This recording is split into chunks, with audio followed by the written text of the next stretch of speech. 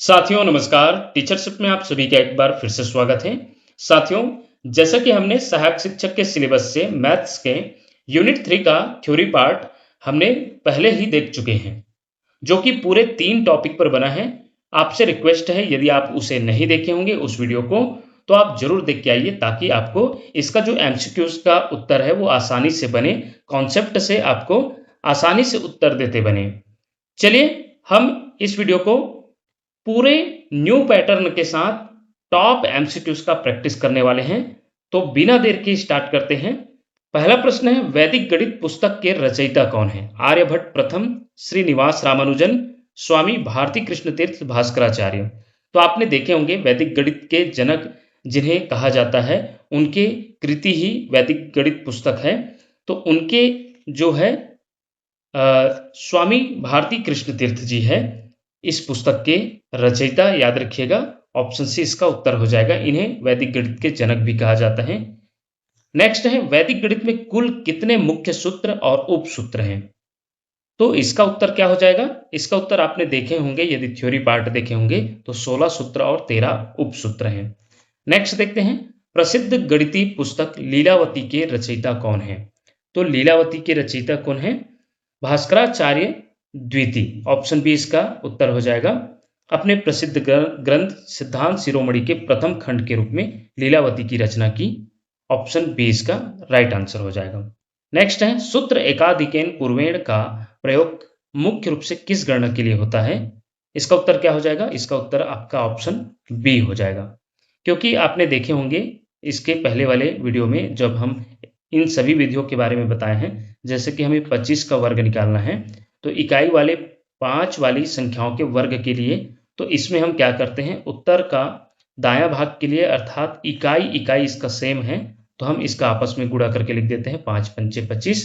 और जब हम दहाई की बात करते हैं तो इसका गुणा करने के लिए एक अधिक कर दिया जाता है एक संख्या का। जैसे कि 1 का 3 कर दिए, 1 का 2, फिर 2 तिया 6, फिर उसका उत्तर हो जाता है 625। 25 25 625 होता है। तो ऑप्शन बी इसका राइट आंसर होगा। नेक्स्ट प्रश्न है कथन कारण वाले में से। कथन है, प्राथमिक कक्षाओं में वैदिक गणित की पद्धतियों को शामिल करना उपयोगी है। और कारण है इसका, यह बालकों में अमूर्त चिंतन, मानसिक परिकलन की गति को बढ़ाता है तथा गणित के भय को दूर करता है। तो इसमें दोनों सही हैं, कथन भी सही है और कारण भी, दोनों सही है। आर ए की सही व्याख्या भी करता है। ऑप्शन ए इसका राइट आंसर हो जाएगा।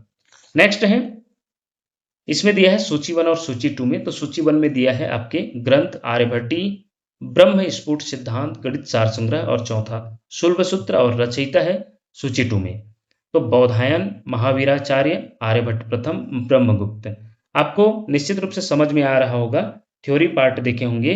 तो पहला जो है आपके आर्यभट्टी, आर्यभट्टी तो आर्यभट्ट प्रथम के द्वारा दिया गया है, तो इसका हो जाएगा फर्स्ट का सी। सेकंड की बात करें, ब्रह्म स्फुट सिद्धांत किनका दिया हुआ है? आपकी ब्रह्मगुप्त। ये भी स्पष्ट समझ में आ रहा है, तो 2 का डी। आप इतने में समझ गए होंगे ये ऑप्शन पहले और दूसरे। ज्यादा समय नहीं लेंगे कूट वाले प्रश्न में, यदि 2 ही में अगर पूरा बन जाता है तो वहीं से उत्तर चुन लेंगे कि इसका आपका 1 का सी, 2 का डी आपको यहीं पर दिखाई दे रहा है। फिर 3 का बी हो जाएगा गणित सार संग्रह आपके महावीराचार्य, और वही जो चौथा है शुल्बसूत्र वो आपके बौधायन का हो जाएगा। ऑप्शन ए इसका राइट आंसर हो जाएगा। नेक्स्ट है, पाइथागोरस प्रमेय का सबसे प्राचीन प्रमाण किस भारतीय ग्रंथ में मिलता है? लीलावती, बौधायन, शुल्बसूत्र, पंच सिद्धांतिका, सूर्य सिद्धांत। तो इसका उत्तर क्या हो जाएगा? बौधायन शुल्बसूत्र। ऑप्शन बी इसके राइट आंसर है। राइट साइड भी देख सकते हैं, आपका कई परीक्षार्थियों का कमेंट रहता है कि बाइलिंगुअल बनाया करिए, तो कोशिश किए हैं, कहीं कहीं आपको कोई कोई में याद आ जाता है तो बिल्कुल तैयार करते हैं। तो नेक्स्ट है, संख्या जो ये दिखाई दे रहा है 3 8 5 6 9 38,569 का बीजांक क्या होगा? तो बीजांक कैसे निकालते हैं? आपस में इसे जोड़ते जाते हैं। तो इसमें भी 9 को डिलीट करने का नियम है। जैसे ही योग 9 हो जाता है तो उसे हटाते जाते हैं। तो हम यहाँ पर देखेंगे तो आपको स्पष्ट दिखाई दे रहा है, यदि ये 9 को हटा दिए और 6 3 9 इसे भी हटा दिए तो 8 5 को बस जोड़ना पड़ जाएगा। तो 8 5 होता है 13, 13 को फिर से आपस में जोड़ेंगे तो ये हो जाएगा 4। तो ऑप्शन ए इसका राइट आंसर हो जाएगा। नेक्स्ट है, सूत्र ऊर्ध्व तिर्यग्भ्याम का उपयोग किस गणितीय संक्रिया के लिए किया जाता है? केवल वर्गमूल, सामान्य एवं सार्वभौमिक गुणा, केवल घनमूल, केवल भिन्न का जोड़। तो हमने क्या देखे हैं, ऊर्ध्वतिर्यग्यभ्याम में हमने इस प्रकार का आड़ा तिरछा गुणा करते गए थे। तो ऑप्शन बी इसका राइट आंसर हो जाएगा। गुणा के लिए यह विधि अपनाया जाता है। द्विघात समीकरण को हल करने का व्यापक सूत्र देने वाले प्रथम भारतीय गणितज्ञ कौन थे, तो वो है आपके श्रीधराचार्य। ऑप्शन ए इसका राइट आंसर हो जाएगा। नेक्स्ट देखते हैं, निखिलम नवस्दश्चरम दशतः सूत्र में चरमम शब्द का क्या अर्थ है? प्रथम अंक, मध्य अंक, अंतिम इकाई अंक, शून्य अंक। तो इसका उत्तर क्या हो जाएगा? अंतिम इकाई अंक। नेक्स्ट देखते हैं, निम्नलिखित में से कौन सा कथन सत्य नहीं है? भारत में राष्ट्रीय गणित दिवस 22 दिसंबर को मनाया जाता है। बिल्कुल ये तो सही है। भास्कराचार्य द्वितीय ने सिद्धांत शिरोमणि की रचना की, ये भी आपका सही है। नेक्स्ट है, शून्य की खोज का ऐतिहासिक श्रेय यूरोप को जाता है, तो ये गलत है यही। और कौन सा कथन सत्य नहीं है पूछा गया है, तो यही हो जाएगा, क्योंकि ऐतिहासिक श्रेय तो भारत को ही दिया जाता है। अध्ययन का संबंध रेखा गणित से, तो ये भी सही है। तो उत्तर आपका ऑप्शन सी हो जाएगा। नेक्स्ट है, अंक 7 का परम मित्र अंक कौन सा होगा? बताइए। तो परम मित्र अंक दो ऐसे अंक को बोला जाता है जिसका योगफल 10 होता है। तो 7 में क्या जोड़ने पर 10 होगा? तो वो आपका 3। तो ऑप्शन बी इसका राइट आंसर हो जाएगा। नेक्स्ट है, कूट संबंधी प्रश्न में प्राचीन भारतीय गणित पद्धतियों के संदर्भ में निम्नलिखित कथनों पर विचार कीजिए। यह शिक्षार्थियों में केवल रटने की प्रवृत्ति को बढ़ावा देती है। तो यहाँ देख सकते हैं ये आपके गलत है। यह मानसिक परिकलन की क्षमता में सुधार करती है। बिल्कुल सही। एनईपी 2020 भारतीय गणितीय पद्धतियों को पाठ्यक्रम में शामिल करने पर जोर देती है। तो ये दोनों कथन सत्य हो जाएगा। 2-3, तो 2-3 आपको ऑप्शन बी में दिखाई दे रहे हैं।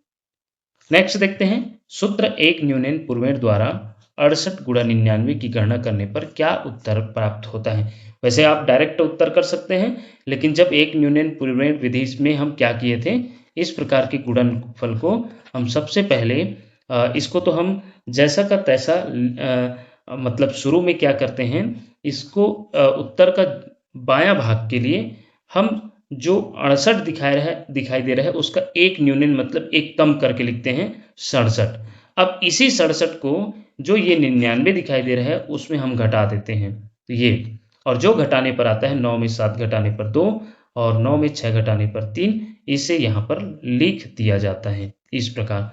तो 6732 इसका उत्तर आ जाएगा। ऑप्शन कहाँ पर दिखाई दे रहा है? ऑप्शन 6732 ऑप्शन ए में दिखाई दे रहे हैं। नेक्स्ट है, ब्रह्मगुप्त द्वारा रचित ब्रह्म स्फुट सिद्धांत में मुख्य योगदान क्या था? कैलकुलस की खोज, शून्य और ऋणात्मक संख्याओं के नियम, पाई का मान 3.14, सांख्यिकी। इसका उत्तर क्या हो जाएगा? शून्य और ऋणात्मक संख्याओं के नियम। नेक्स्ट देखते हैं, आर्यभट्ट प्रथम ने पाई का मान कितना प्रतिपादित किया था? तो वो दशमलव के 4 अंक तक शुद्धतम मान निकाले थे। याद रखिएगा, इसका उत्तर हो जाएगा ऑप्शन ए, 3.1416 तक। नेक्स्ट देखते हैं, प्राचीन काल में यज्ञ वेदियों का निर्माण किस गणितीय शाखा पर आधारित था? बीजगणित, ज्यामिति, सांख्यिकी, प्रकीर्ण गणित। इसका उत्तर है ज्यामिति, सुलभ रेखा गणित। नेक्स्ट देखते हैं, शून्य से किसी संख्या को भाग देने पर अनंत प्राप्त होता है, यह विचार सर्वप्रथम स्पष्ट रूप से किसने दिया? इन्फिनिटिव प्राप्त होता है या फिर इसे अनडिफाइंड कहा जाता है, अपरिभाषित। तो इसका जो है कॉन्सेप्ट भास्कराचार्य द्वितीय के द्वारा बताया गया। याद रखिएगा, भास्कराचार्य ने इसे खहर कहा, जिसका अर्थ होता है शून्य से विभाजित संख्या जो कि अनंत या अपरिभाषित होते हैं। नेक्स्ट है, गणित सार संग्रह नामक पुस्तक किस धर्म के सिद्धांतों एवं गणितीय योगदान पर आधारित है? तो इसका उत्तर क्या हो जाएगा? आपके ऑप्शन बी, जैन धर्म। गणित सार संग्रह जो है आपके किस धर्म के सिद्धांतों एवं गणितीय योगदान पर आधारित है? बोला जाएगा जैन धर्म। चलिए, ये रही आपके जो पहला टॉपिक रहा उस पर टॉप 20 एमसीक्यूज। नेक्स्ट हमने 3 टॉपिक कराए थे, उसका भी हम नेक्स्ट टॉपिक का एमसीक्यूज देखने जा रहे हैं। चलिए, हमने जो सेकेंड टॉपिक देखे थे उसका एमसीक्यूज करने वाले हैं। सेकेंड टॉपिक क्या था आपका? कक्षा में रचनावाद आकलन, उसी से संबंधित हम एमसीक्यूज करने जा रहे हैं। गणितीय कक्षा में रचनावादी दृष्टिकोण के संदर्भ में निम्नलिखित में से कौन सा कथन सबसे कम उपयुक्त है? छात्र स्वयं सूत्र और नियम खोजते हैं, शिक्षक केवल अंतिम सही उत्तर पर अंक देता है, गणितीय त्रुटियों को सीखने के अवसर के रूप में देखा जाता है, अधिगम में सहयोगात्मक और समूह चर्चा शामिल है। देखा जाए तो ये भी सही है आपका। और क्या है, गणितीय त्रुटियों को सीखने के अवसर के रूप में देखा जाता है, तो ये भी सही है। और अधिगम में सहयोगात्मक और समूह चर्चा शामिल है, तो ये भी सही है। इसमें सबसे कम उपयुक्त बोला गया है, तो शिक्षक केवल अंतिम सही उत्तर पर अंक देता है, तो ये रचनावाद आकलन के लिए यह जो है सही दृष्टिकोण नहीं है, उपयुक्त नहीं है। उत्तर इसका ऑप्शन बी हो जाएगा। नेक्स्ट देखते हैं, एक गणित शिक्षक कक्षा में पूछता है, दो ऐसी संख्याएं बताइए जिनका गुणनफल 24 हो। यह प्रश्न किस प्रकार का है? तो बच्चे जो है, हमने दो प्रकार के जो है कॉन्सेप्ट देखे ऊपर, बंद उत्तर वाले और खुली उत्तर वाले। तो बच्चे जो है देखा जाए तो इसमें ऐसे सोच सकते हैं 24 गुणनफल लाना है, तो वो कई दो संख्याओं को ले सकता है, जैसे कि 12 गुणा 2 24, 3 गुणा 8 24, 6 गुणा 4 24। तो इस प्रकार उनके पास कई उत्तर होंगे, तो इसे बोला जाता है खुला अंत वाला प्रश्न, जो कि बच्चे कई प्रकार से सोच सकते हैं। तो ऑप्शन बी इसका राइट आंसर हो जाएगा। जेरोम ब्रूनर के अनुसार गणितीय अवधारणाओं के विकास का सही क्रम क्या है? तो सही क्रम क्या देखे थे हमने जेरोम ब्रूनर के द्वारा, जो थ्योरी वाले पार्ट में हमने क्या देखे थे? Option B inactive, iconic, symbolic.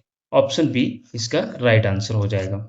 Next प्रश्न है, प्राथमिक स्तर पर स्थानिक समझ को बढ़ाने के लिए कौन सा उपकरण सर्वाधिक उपयुक्त है? अबेकस, 10 ग्राम, कार्यपत्रक, पाठ्यपुस्तक। इसका उत्तर हो जाएगा 10 ग्राम। 10 ग्राम क्या होता है साथियों? 10 ग्राम 7 ज्यामितीय टुकड़ों से बनी एक पारंपरिक चीनी पहेली है, जिसमें आपने देखे होंगे त्रिभुजाकार, चतुर्भुजाकार, कई प्रकार के उसमें देखा जाए तो ज्यामितीय आकृतियां होती हैं इस प्रकार, और उसको जोड़ जोड़कर बच्चे खेलते भी हैं और कई प्रकार की इमेज तैयार करते हैं। तो इसमें देखा जाए तो 10 ग्राम जो है स्थानिक समझ को बढ़ाने के लिए सर्वाधिक सही उपयुक्त उपकरण होगा। ऑप्शन बी इसका राइट आंसर होगा। वही यदि पूछा जाता कि बच्चों को गणना, स्थानीय मान और जोड़ घटाव जैसी बुनियादी गणित सिखाने के लिए कौन सा उपकरण सही होगा, तो वो अबेकस होता, लेकिन यहाँ स्थानिक समझ पूछा गया है, तो ऑप्शन बी इसका राइट आंसर हो जाएगा।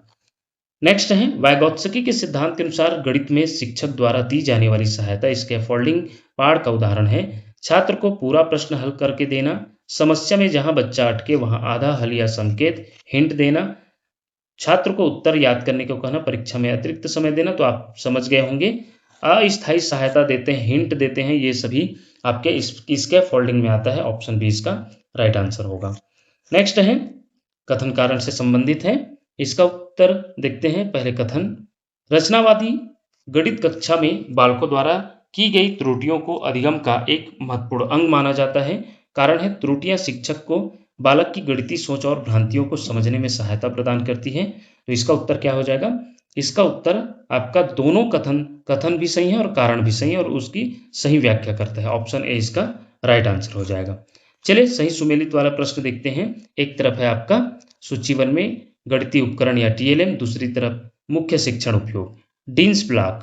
याद रखिएगा, यह सभी कॉन्सेप्ट जो है आपके आ सकते हैं, इन सभी को जानना बहुत जरूरी है। हालांकि कभी कभी हम थ्योरी जो कराते हैं उसमें कुछ कुछ तथ्य को भूल जाते हैं, तो उसको कोशिश करते हैं कि एमसीक्यूज में हो जाए। तो ये डीन्स ब्लॉक, तो डीन्स ब्लॉक क्या है आपके, और जियो बोर्ड 10 ग्राम पोर्टफोलियो, तो इसके बारे में हम बात करें तो आपने डीन्स ब्लॉक की बात करें तो यह किस में आ जाएगा? स्थानीय मान की समझ के लिए डीन्स ब्लॉक का भी उपयोग किया जाता है। वही जियो बोर्ड की बात करें तो जियो बोर्ड परिमाप एवं क्षेत्रफल की खोज के लिए उपयोग करते हैं। 10 ग्राम स्थानिक समझ व ज्यामितीय आकृतियां, और पोर्टफोलियो सतत एवं क्रमिक प्रगति का रिपोर्ट कार्ड। तो उसके आधार पर ए का क्या आया? ए का 2, बी का 3 और सी का 1 और डी का आया क्या? डी का 4 ही आया। तो यह ऑप्शन ए में इसका दिखाई दे रहे हैं। ऑप्शन ए इसका राइट आंसर हो जाएगा। नेक्स्ट देखते हैं, गणित में रचनावादी आकलन की मुख्य विशेषताओं के संदर्भ में सही कथनों का चयन कीजिए। यह केवल सत्रांत परीक्षा पर बल देता है। तो आपने देखे होंगे रचनावादी, यह जो है ये विशेषता नहीं है, गलत हो जाएगा। यह सीखने की प्रक्रिया पर ध्यान केंद्रित करता है, बिल्कुल सही। इसमें खुले अंत वाले प्रश्नों को प्राथमिकता दी जाती है, बिल्कुल सही। इसमें स्व आकलन और सहपाठी आकलन शामिल होते हैं, बिल्कुल सही। तो उसके आधार पर 2, 3, 4, 2, 3, 4 इसका उत्तर हो जाएगा, ऑप्शन बी में दिखाई दे रहा है। नेक्स्ट देखते हैं, कथन है आपके प्राथमिक स्तर पर गणितीय अवधारणाओं को सिखाने हेतु मूर्त से अमूर्त का क्रम अपनाना चाहिए। तो यह कथन बिल्कुल सही है और कारण देखते हैं, ब्रूनर के अनुसार बालक सबसे पहले इनेक्टिव सक्रियता या मूर्त अवस्था के माध्यम से गणितीय विचारों का अर्थ निर्माण करते हैं। तो ये भी कारण भी सही है। तो कथन और कारण दोनों सही है और उसका सही व्याख्या भी करता है। ऑप्शन ए इसका राइट आंसर हो जाएगा। नेक्स्ट देखते हैं, कथन है इसका मुख्य उद्देश्य बालकों की विशिष्ट अधिगम कठिनाइयों एवं भ्रांतियों का पता लगाना है। और कथन सेकंड है, इसके आधार पर उपचारात्मक शिक्षण की योजना बनाई जाती है। और ये गणित में निदानात्मक परीक्षण की बात कर रही है, इसको थोड़ा पढ़ना भूल गए थे। तो गणित में निदानात्मक परीक्षण के संदर्भ में कौन से कथन सत्य है? तो पहला कथन क्या कहता है, इसका मुख्य उद्देश्य बालकों की विशिष्ट अधिगम कठिनाइयों एवं भ्रांतियों का पता लगाना है। तो देखा जाए तो आपका ये बिल्कुल कथन सही है। कथन सेकंड की बात करें तो इसके आधार पर उपचारात्मक शिक्षण की योजना बनाई जाती है। तो ये भी कथन सही है। यह छात्रों को कक्षा में स्थान देने के लिए, रैंक देने के लिए आयोजित किया जाता है। तो ये आपके गलत हो जाएगा। तो कथन फर्स्ट और सेकंड सही है, जो कि आपके ऑप्शन बी में दिखाई दे रहा है। ऑप्शन बी इसका राइट आंसर हो जाएगा। तो इस तरीके से ये सेकंड टॉपिक का एमसीक्यूज। अब हम थर्ड टॉपिक का जो आपके प्रक्रियात्मक ज्ञान, अवधारणात्मक ज्ञान से संबंधित है, जिसमें हम फिर टॉप 20 एमसीक्यूज देखने वाले हैं। टोटल 50 एमसीक्यूज करना है हमें। चलिए हम तीसरे टॉपिक के एमसीक्यूज करते हैं। चलिए तीसरे टॉपिक का एमसीक्यूज करेंगे, जिसमें हमने मुख्य रूप से किस टॉपिक पर बात किए थे, किस बिंदु पर? प्रक्रियात्मक ज्ञान और अवधारणात्मक ज्ञान, जिसे प्रोसीजर नॉलेज और कॉन्सेप्चुअल नॉलेज कहते हैं। पहला प्रश्न है, निम्नलिखित में से कौन सा प्रश्न प्रक्रियात्मक ज्ञान का उदाहरण है? यह सीजी टेट, सी टेट में इससे बहुत प्रश्न बना है, इसलिए इसे ध्यान से देखिएगा। तो प्रक्रियात्मक ज्ञान का उदाहरण कौन सा है? पाइथागोरस प्रमेय बताइए, भोजन में उपस्थित मुख्य घटकों के नाम बताइए, साइकिल कैसे चलाई जाती है, गोदान उपन्यास के लेखक कौन है? तो इसका उत्तर क्या हो जाता है? प्रोसीजर नॉलेज जो होता है, प्रक्रियात्मक ज्ञान स्टेप बाय स्टेप होता है। तो इसके आधार पर देखा जाए तो साइकिल चलाने में एक निश्चित प्रक्रिया व चरण शामिल होते हैं, इसलिए प्रक्रियात्मक ज्ञान का सटीक उदाहरण ऑप्शन सी हो जाएगा। नेक्स्ट देखते हैं, निम्नलिखित में से कौन सा प्रश्न प्रक्रियात्मक ज्ञान का उदाहरण है? अमेरिका की राजधानी क्या है? मानचित्र और ग्लोब में क्या अंतर है? 3 अंकों वाली संख्याओं को जोड़ने का तरीका क्या है? प्रकाश संश्लेषण की परिभाषा क्या है? तो इसका उत्तर क्या हो जाएगा? इसका उत्तर आपके ऑप्शन सी हो जाएगा, 3 अंकों वाली संख्याओं को जोड़ने का तरीका। चूंकि हमने इकाई से जोड़ना शुरू करते हैं, फिर दहाई में जाते हैं और सैकड़े में जाते हैं, इस तरीके से हम स्टेप्स का फॉलो करते हैं, जो कि प्रक्रियात्मक ज्ञान में होता है यह। नेक्स्ट देखते हैं, कब कहेंगे कि बच्चे कुछ अवधारणात्मक ज्ञान ग्रहण कर लिए हैं? सीखने की प्रक्रिया का ज्ञान होने पर, सीखे हुए प्रक्रियात्मक ज्ञान को विभिन्न परिस्थितियों में लागू करने पर, अवधारणा का नाम व परिभाषा जानने पर, उपयुक्त में से कोई नहीं। इसका उत्तर क्या हो जाएगा? Option B. ऑप्शन बी इसका राइट आंसर हो जाएगा। जब बच्चा किसी प्रक्रिया को अलग अलग परिस्थितियों में सफलतापूर्वक प्रयोग कर लेता है, तब हम मान लेते हैं कि उसमें बच्चे में अवधारणात्मक समझ विकसित हो चुकी है, इसलिए ऑप्शन बी इसका राइट आंसर हो जाएगा। यह सीजी टेट में पूछा गया प्रश्न है। निम्नलिखित में से किसे संकल्पनात्मक या कॉन्सेप्चुअल नॉलेज या इसी को अवधारणात्मक ज्ञान भी कहते हैं की आवश्यकता है? किसी दी गई अवधि में दिए गए राशि का चक्रवृद्धि ब्याज ज्ञात करना, औसत से संबंधित समस्याएं, 2 सरल रेखाओं के बीच का कोण, उपरोक्त सभी। तो इसका उत्तर है आपका उपरोक्त सभी। ये सभी में अवधारणात्मक ज्ञान की आवश्यकता होती है। नेक्स्ट प्रश्न देखते हैं, एक अंक से गुणा करना क्या नहीं है? गणितीय विधि, गणितीय फलन, गणितीय संकल्पना, उपरोक्त में से कोई नहीं। तो इसका उत्तर क्या हो जाएगा? गणितीय फलन। याद रखिएगा, क्या नहीं है पूछा गया है तो ये गणितीय विधि में आ जाएगा, संकल्पना में भी आएगा। तो उपरोक्त में से कोई नहीं तो नहीं आएगा। तो आपका क्या नहीं है पूछा गया तो गणितीय फलन नहीं है। ये उत्तर लिया गया था सीजीटेट 2022 में, इससे प्रश्न बना है। सही कथन चुनिए। गणित में अवधारणात्मक ज्ञान केवल शिक्षक के लिए जरूरी है। बच्चे को परिभाषा याद है, इसका अर्थ अवधारणा की समझ है। गणित सीखने के लिए बच्चों को प्रक्रियात्मक होना ही पर्याप्त है। अवधारणा की समझ होने पर बच्चे हल करने की प्रक्रिया स्वयं ढूंढ लेते हैं। तो इसका उत्तर क्या हो जाएगा? इसका उत्तर आपके ऑप्शन डी हो जाएगा। नेक्स्ट देखते हैं। एक डीएलएड अभ्यर्थी ने बच्चे की कॉपी में त्रुटि देखी, 62 में 48 घटाया तो 46 आया। छात्र में किस समझ की कमी है? इकाई दहाई की समझ नहीं है, हासिल संख्या की समझ नहीं है, शून्य की समझ नहीं है, उधार लेने की समझ नहीं है। तो इसका उत्तर क्या है? मुख्य रूप से यह अवधारणात्मक ज्ञान से ही अवधारणात्मक ज्ञान की ही कमी है, क्योंकि बच्चे जो है देखा जाए तो उधार लेने की समझ नहीं है, क्योंकि उनका कॉन्सेप्चुअल जो है कॉन्सेप्ट क्लियर नहीं है, जिससे वो 62 में 48 घटा के ला रहे। जैसे बच्चा जो है ये 8 में 2 घटा दिए तो वो 6 ला दिए, और 6 में 4 घटा के या इस प्रकार का 4 या 2 लिख दिए। तो ऐसे मतलब वो कुछ न कुछ अपने हिसाब से सोचे हैं। तो उसके आधार पर ये प्रश्न पूछा गया है साथियों, याद रखिएगा। तो या इसमें इस प्रकार का प्रश्न आया था जो कि 2011 में आया है, और उसका उत्तर ऑप्शन डी लिया गया था। नेक्स्ट देखते हैं। संख्या 67 में कौन सी संकल्पना आधारभूत नहीं है? यह संख्या 67 का प्रतीक या संकेत है। 6 का स्थानीय मान 60 है, 7 का स्थानीय मान 7, उपर्युक्त में से कोई नहीं। तो यह जो है आधारभूत नहीं है बोला गया है संकल्पना। तो यह आपके ऑप्शन ए को लिया गया था। 2019 में पूछा गया प्रश्न, यह संख्या 67 का प्रतीक नहीं है। स्थानीय मान की समझ आधारभूत संकल्पना है, जबकि केवल प्रतीक या संकेत होना प्राथमिक आधारभूत संकल्पना नहीं मानी जाती है, इसलिए यही इसका उत्तर होगा। नेक्स्ट देखते हैं। कक्षा एक स्तर के छात्रों को समझाने के लिए कौन सी संकल्पना अधिक कठिन है? विभिन्न संख्याओं के लिए संकेतों का उपयोग, संख्याओं की गणना करना, संख्याओं का योग करना, उपरोक्त सभी। तो इसका उत्तर क्या हो जाएगा? इसका उत्तर विभिन्न संख्याओं के लिए संकेतों का उपयोग करना। नेक्स्ट देखते हैं। परिधि की संकल्पना के बारे में छात्र की समझ का मूल्यांकन शिक्षक कैसे करता है? तो इसका उत्तर ध्यान से देखिएगा। तो इसका उत्तर क्या हो जाएगा? छात्र को धागे का टुकड़ा तथा समतल वस्तु देकर वस्तु की परिधि ज्ञात करने को कहकर। ऑप्शन बी इसका राइट आंसर हो जाएगा। ये सभी प्रश्न पूछा गया है, याद रखिएगा। निम्नलिखित में से कौन सी सर्वाधिक सामान्य संकल्पना है? तो सामान्य संकल्पना की बात होगी तो इसका उत्तर होगा पूर्ण संख्याएं। प्राकृतिक संख्याएं, सम संख्याएं, विषम संख्याएं, ये तो आपके इसी का भाग है। प्राकृतिक संख्या के अंदर ही सम संख्याएं भी है, विषम संख्याएं भी होती हैं। तो इनमें से जो अलग दिखाई दे रहा है पूर्ण संख्याएं, याद रखिएगा। तो इसमें देखा जाए तो ये आपकी सर्वाधिक सामान्य संकल्पना ऑप्शन बी हो जाएगा।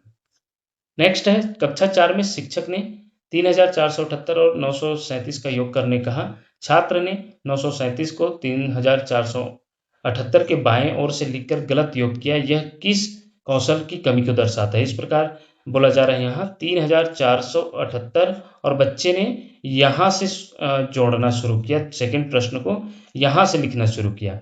अब इसके आधार पर योग की कौशल की कमी, स्थानीय मान की अवधारणा की कमी, तो निश्चित रूप से आपको दिखाई दे रहा होगा स्थानीय मान की अवधारणा की कमी, क्योंकि बच्चा जो है इकाई के नीचे इकाई नहीं लिखे हैं और दहाई के नीचे दहाई, तो इसकी कमी है। तो ऑप्शन बी इसका राइट आंसर हो जाएगा। नेक्स्ट है। आयत का क्षेत्रफल ज्ञात करने हेतु किस प्रकार के ज्ञान की आवश्यकता होती है?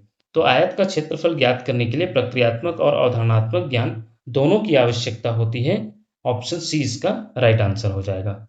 कॉन्सेप्ट में हमने देखे थे, इसका थ्योरी पार्ट में इन सभी उदाहरणों का चर्चा भी किए थे।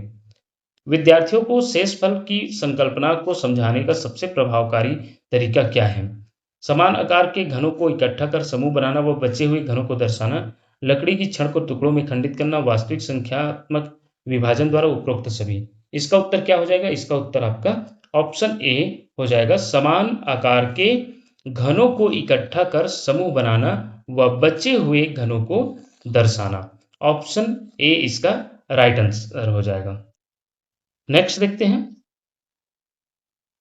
संकल्पनात्मक ज्ञान के संदर्भ में निम्नलिखित कथनों पर विचार कीजिए। यह ज्ञान विषय की गहरी समझ तथा क्यों का उत्तर देने पर बल देता है। बिल्कुल सही है। संकल्पनात्मक ज्ञान के लिए यह शिक्षार्थी के मस्तिष्क में विभिन्न विचारों व अवधारणाओं के बीच आंतरिक संबंध दर्शाता है। ये भी सही है। ये केवल गणितीय सूत्रों एवं एल्गोरिथम को रटने तक सीमित रखता है। तो ये आपके गलत कथन हो जाएगा कॉन्सेप्चुअल नॉलेज के लिए। तो इसके आधार पर पहला और दूसरा सही है, ऑप्शन बी इसका राइट आंसर हो जाएगा। नेक्स्ट प्रश्न देखते हैं, यहां पर ध्यान से देखिएगा।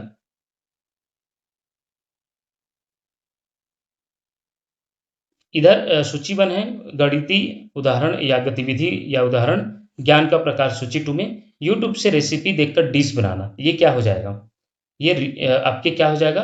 आपके और धागे व समतल वस्तु से परिधि की समझ, तो ये तो निश्चित रूप से आपके संकल्पनात्मक ज्ञान को दर्शा रहा है। और आयत का क्षेत्रफल निकालना, ये आपके प्रक्रियात्मक और संकल्पनात्मक दोनों का बताता है। तो यूट्यूब से रेसिपी देखकर डिश बनाना, ये सभी का उदाहरण हमने देखे थे। डिश बनाना, तो ये आपके इस प्रकार कौन से उत्तर हो जाएगा? ए का 2, बी का 1 और सी का 3 ही हो जाएगा। ऑप्शन ए इसका राइट आंसर हो जाएगा। नेक्स्ट देखते हैं, असर्शन रीजन वाला प्रश्न है। गणित में यदि बच्चे के मस्तिष्क में अवधारणात्मक संकल्पनात्मक समझ स्पष्ट हो जाती है तो वे समस्या हल करने की प्रक्रिया स्वयं ढूंढ लेते हैं। कारण है प्रक्रियात्मक ज्ञान और संकल्पनात्मक ज्ञान एक दूसरे से पूर्णतः स्वतंत्र एवं पृथक है तथा इनका आपस में कोई संबंध नहीं है। तो ये आपके पहला कथन तो सही है। ध्यान से देखिए, गणित में यदि बच्चे मस्तिष्क में अवधारणात्मक संकल्पनात्मक समझ स्पष्ट हो जाती है तो वे समस्या हल करने की प्रक्रिया स्वयं ढूंढ लेते हैं, ये बिल्कुल सही है। लेकिन यहाँ बोला गया है एक दूसरे से पूर्णतः स्वतंत्र है, ये आपके गलत हो जाएगा। तो ए तो सही है लेकिन परंतु आर गलत है, ऑप्शन सी इसका राइट आंसर हो जाएगा। नेक्स्ट देखते हैं, प्राथमिक कक्षाओं में बच्चों को शेषफल की संकल्पना समझाने हेतु ठोस वस्तुओं जैसे घनों का समूह बनाना सबसे प्रभावकारी तरीका है, बिल्कुल सही। छोटे बच्चे अमूर्त गणितीय चिन्हों एवं संकेतों की तुलना में प्रत्यक्ष व ठोस वस्तुओं के माध्यम से अवधारणाओं को अधिक सुगमता से ग्रहण करते हैं, दोनों सही हो जाएगा। ए और आर दोनों, और आर ए की सही व्याख्या करते हैं, ऑप्शन ए इसका राइट आंसर हो जाएगा। नेक्स्ट प्रश्न है, प्रक्रियात्मक ज्ञान प्रोसीजर नॉलेज की विशेषताओं के संबंध में सही कथनों के कूट का चयन कीजिए। यह मुख्य रूप से कैसे कार्य करना है, हाउ टू डू पर केंद्रित रहता है।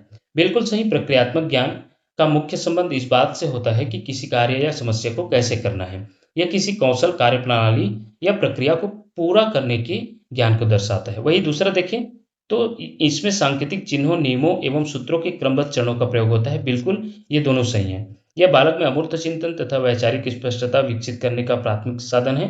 तो यह आपके कॉन्सेप्चुअल नॉलेज को बताता है, ये प्रक्रियात्मक ज्ञान को नहीं बताता, इसलिए केवल 1 और 2, तो ऑप्शन ए इसका राइट आंसर हो जाएगा। नेक्स्ट देखते हैं असर्शन रीजन से। यदि कोई छात्र 62 में 48 घटा के 46 उत्तर लाता है तो शिक्षक को यह समझना चाहिए कि छात्र में उधार लेने की अवधारणात्मक समझ की कमी है। कारण है गणितीय या त्रुटियां छात्रों की सोच और उनकी अवधारणात्मक समझ के स्तर को समझने का एक महत्वपूर्ण जरिया है। तो दोनों कथन और कारण सही हैं, ए और आर दोनों सही हैं और आर ए की सही व्याख्या करता है। इस प्रकार ये रही आपके जो यूनिट 3 था उसका तीनों टॉपिक का एमसीक्यूज। निश्चित रूप से यह आपके परीक्षा के लिए उपयोगी रहेगा। इसी प्रकार के वीडियो प्राप्त करने के लिए देखते रहिए आपका अपना चैनल टीचरशिप। धन्यवाद साथियों।